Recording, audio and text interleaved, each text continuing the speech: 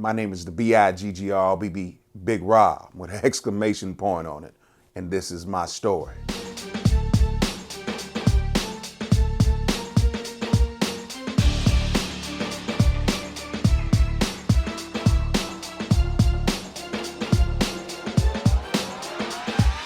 A long time ago, guess my mom and my daddy, they said they was listening to Ray Charles. You know, the nighttime is the right time. And about 9 months later, I appeared.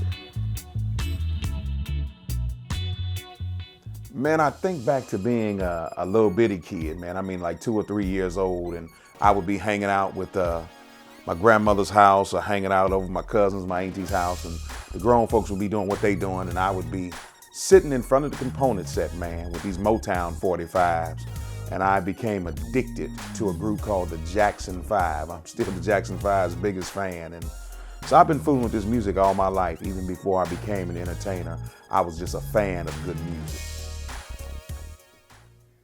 You know, before I got into the Southern soul business, for over 2 decades, I was a member of a world famous group called Zapp, featuring Roger and Zapp, which was led by the late great Mr. Roger Troutman and the Troutman family. And I was blessed to hook up with them. Before I actually started going on the road with them, I apprenticed with a gentleman by the name of Bootsy Collins. And in my hometown, a lot of famous groups come from out of there, like Midnight Star, the Isley Brothers, Bootsy Collins, you know what I mean, so many people. And so I was just blessed. I started out as a DJ at first, as a little kid, the youngest DJ in my city. And man, then I progressed into hanging out with the guys who was making music and seeing how they made records and learning things I didn't even know I was learning. And then I started touring and going around the world with the Zapp band. I did that for over 2 decades, with and without Roger. After we lost him, we continued to go on. Man, you know, in 1998, we had the pleasure of being on Soul Train.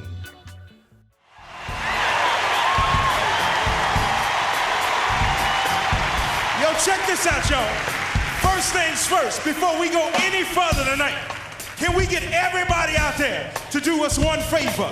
And that is, put your hands together for the man up above, y'all.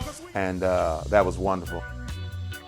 And then we also had the pleasure of going to Aruba with Sinbad, the comedian. He did his big funk festival every year, and he invited Roger and Zapp down there. We got a chance to go down there, and I was on there, man, and he gave me the opportunity, Roger did, and Sinbad did as well, gave me the opportunity to stand on stage and go in front of 40 million people on HBO and spread the gospel of Jesus Christ. So no matter what, I let my light shine.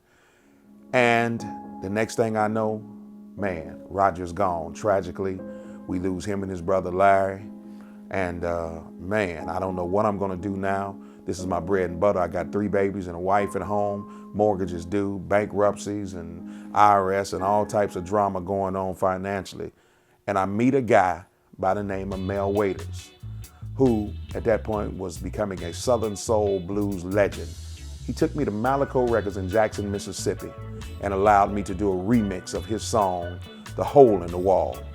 And I've been Southern soul pimping ever since. The parking lot's filled with cadillacs and jeeps. Ladies looking lovely from their nails to their hair. Yeah, get up in there, the hole in the wall. Came out, just a good time. Got to hear that song, that's on. I ran up on a song and it was by The Problem Song. The Problem Song. Guess what that song was called? What was that song called? It was called Running Out of Line. The same thing it took. The same thing it took. Slash Running Out of Lies medley. Guess what? It's still in the computer. It's still in. Does that mean it's still in rotation? It's still in rotation. 12 years and 4 months 12 later. years and it's still in rotation. I'm gonna call up Bart and let him know. You let Bart know that song is still Now, in Si, rotation. tell him about the Hole in the Wall remix. The Hole in the Wall remix. You know, we're going up on the 16th year anniversary of that. That's right. I remember that very, very well. Mel Waiters came out with a song called Hole in the Wall. Bigg Robb put a twist to it, and he came out with the Hole in the Wall remix. Good God. Man, I did a song dedicated to all the plus size women, because I still love plus size women, always. The song was called the Big Woman Song. Wrong with the big woman. Ain't nothing wrong. The meanest and extra treat. And I was still in the Zapp band. That was my day job. But at nighttime and the weekends when Zapp was not playing, I would go out and try to promote this record, and many wonderful DJs started playing it. Some folks call them plus size, big boned or fat. I call them sexy, and I like them just like that. And that one kicked it off. And then after that, I decided to start my group. I had this vision of, man, if I could just take a group of guys, kind of like George Clinton did with Parliament Funkadelic and Roger did with Zapp and Roger, where you could have the same core unit, but you could call it different things, so you could have more than one record on the radio at the same time.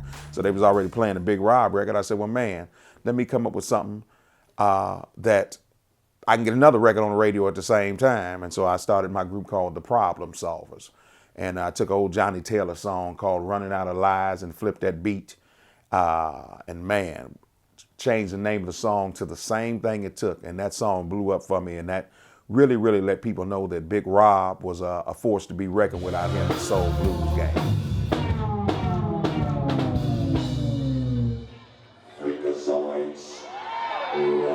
Absolutely. I would say that first of all, I'm a child of God first, husband and a father second, a record producer and an entertainer third, you know, and then that mixed with the songwriting and everything.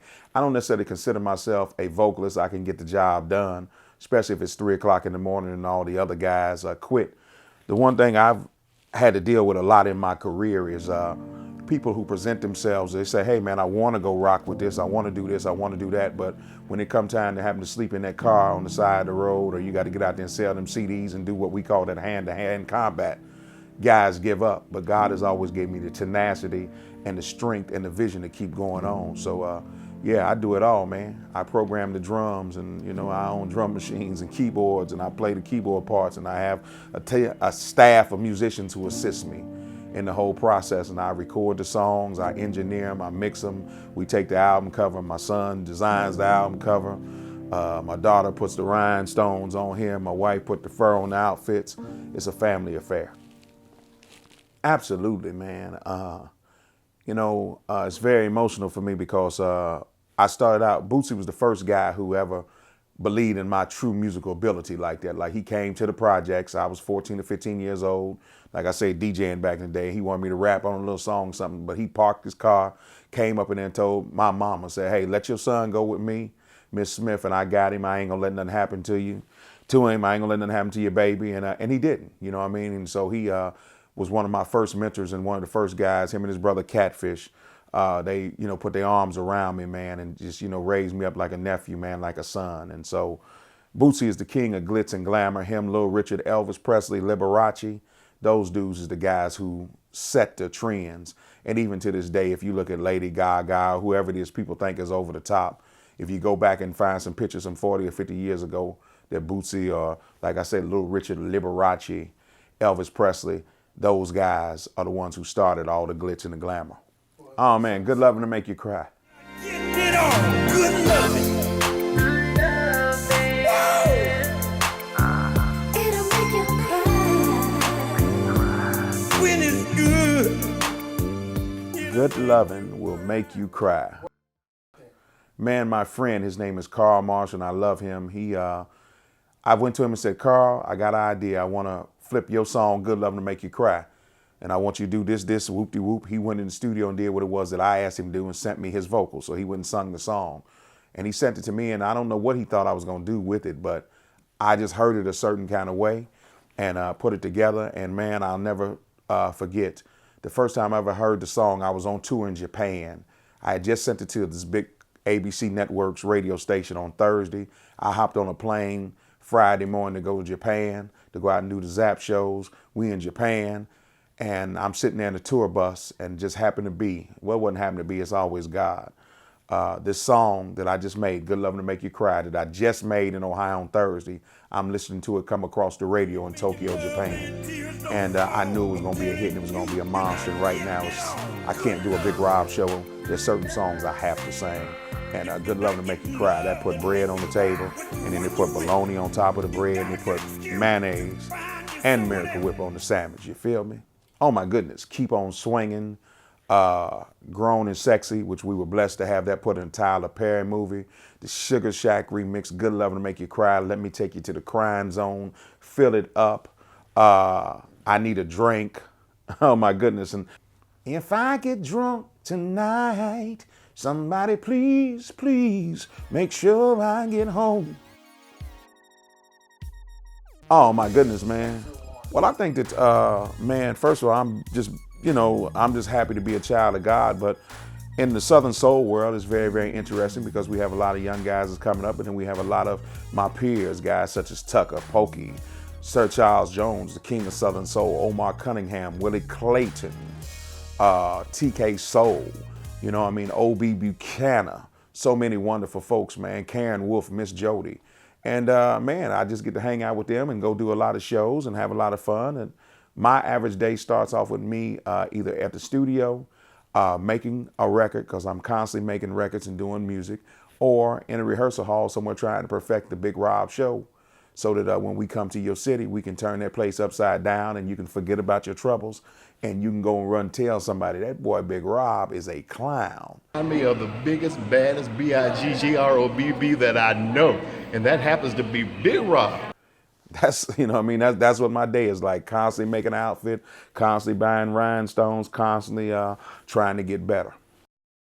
Man, on my wall hanging in the studio, I've got the gold records for Zapp and Roger, I Want to Be Your Man, Computer Love, the platinum plaques for, the California Loves, Mo Bounce and an Ounce, and all that stuff from being a part of that. And that's my goal, is to take the Southern Soul genre to that level, to be able to sell the kind of records in Southern Soul and have the kind of success in this day and age that we had back in the day with that type of music. And I believe that we're gonna be able to get there, because that's what I do. My new album is called Good Music, and that's what it is. It's an album packed with that. Most artists nowadays, they just trying to get what they call a single. I'm old school, so I grew up on Stevie Wonder, Jackson 5, Motown, Parliament, Earth, Wind & Fire. Those are guys who made albums and records back in the day. You put the needle on it and it just play. One song after the song, after the song, after the song, after the song is good. And that's what people get when they buy a Bigg Robb CD, Good Music. There's Bigg Robb fans all around the world, because when you put on a Bigg Robb record, you hear all kinds of genres of music. So yes, I have the Southern Soul, best Southern Soul you want to hear, but I also got that old school funk, because I'm a funkadelic to heart, you know what I mean? And then we got ballads, we have inspirational songs. I mean, that's where songs like Please Don't Judge Me come from. Songs like I just did with Miss Shirley Murdoch, my big sister, Don't Let the Rain Steal Your Sunshine. I have fans all around the world. It's not just in Mississippi, Arkansas, or Alabama. Of course it is there, and I love my people and I stay around there. But there's also Bigg Robb fans who hit me up from Tokyo, Japan. There's Bigg Robb fans who hit me up from London, England. Man, as a matter of fact, I just found out that they're playing my music in China. So man, I want to go abroad and travel. I got my passport ready, baby. What I'm hoping that the good Lord will do is give me more time here on this earth, and so I can do nice, wonderful things for my family, who I love, my wonderful children, my wonderful wife, my next door neighbors, even my little puppy, I love him too. And also so that, I can take this music somewhere and I can be a blessing to the world and let my light shine. My favorite scripture is Romans 8:28. For we know all things work together for them who love the Lord and are called according to his purpose. And that says all things. So no matter what, trouble don't last always. And just hopefully I can just inspire some folks to keep going, man. That's my goal and that's my dream. Oh, absolutely, man. Absolutely. I met a brother out of Yazoo City, 662 Films, cousin Mike, Larry Ingram. He's a bad man. He's worked with me on my Twitch video, I Need a Drink video, Love You Down video, just work with me and the whole Bigg Robb team.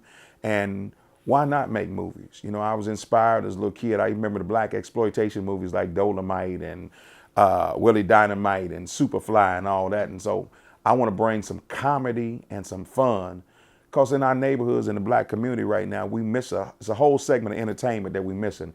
Ain't no more Jet magazines, ain't no more Ebony magazines, no more Right On or nothing like that. So I want to be able to bring something and do it. I mean, I see Mike Epps doing it. I see Cat Williams doing it. I even see my main man Pokey Bear doing it. So I want some of that chicken too. Well, I've been in the music business ever since I was a baby, since I was a little kid, My cousin started out, he's a guitar player, Ricardo Bray, and I looked up to him and looked up to Jackson 5. And the biggest thing I found as being a recording artist is you need to respect your history. And that's my advice I would give to any up and coming artist, is just respect the history.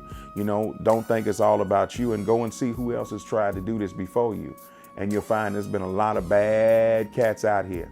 So the world don't need no great singers. The world don't need no great entertainers, because they already got video and YouTube of Michael Jackson, James Brown, Prince, Al Green, the Isley Brothers, Charlie Wilson, the Temptations. So there's nothing special about any of us. It's just our dream, and we want to give it to the world. So just stay humble, man. You know what I mean? Just stay humble and respect those who came before you, and try to learn something. Don't think, because ain't nothing new up under the sun but you. You know what I'm saying?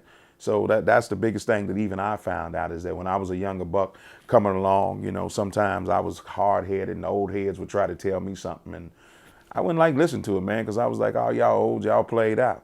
Just to get up the street and find out, like, damn, that man told me if I roll the car window down and spit out, and I don't turn my head a certain kind of way, it's gonna end up all on my face. So, you know, respect your elders, love your craft, work hard at it. Don't expect nobody to give you nothing. And if you find yourself at 3 o'clock in the morning sitting there with your music and tears streaming down your face because you just are frustrated, just know that that's the same thing that happens for everybody that loves their craft. Frustration, but trouble don't come always, and it don't last always.